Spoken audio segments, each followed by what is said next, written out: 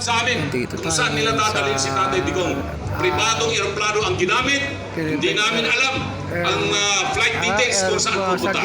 Ipagdasal po natin na tayo ay nandito pa rin nagmamahal sa isang Presidente Rodrigo Roa Duterte, ang ating Tatay Digong. So yan po,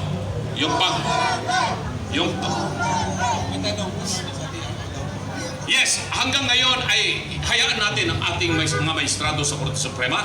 Pinag-uusapan pa rin po nila yun. Alam naman po natin kung gaano kakomplikado itong usapin na ito. For the first time nangyari po ito dito sa ating bansa at ang ating mga maestrado ay maingat po sa ang kanilang ginagawa. Kanina po, tumakbo kami sa Supreme Court. Kasama ko yung lead lawyer, si Attorney Israelito Torion.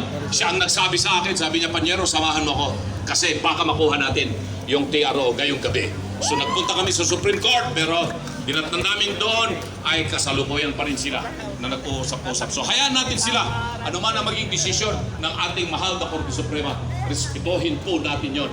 Yun lamang po ang pakiusap ni Tatay Digong sa atin. Pero yan ang katotohanan. Yung talagang tunay na legal ay hindi nire-respeto ng mga nandiyan na ito. Pero pakiusap, maging mapayapa po tayo, huwag tayo magpadala sa bugso. Alam ko po, masakit na masakit yung nararamdaman yung tulad na nararamdaman natin.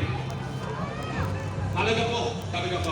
Pero gusto po natin na tayo magsama-sama. Dadami pa tayo araw-araw, dadami pa itong grupo ito dahil sa ginawa po nila kay Tatay Digong.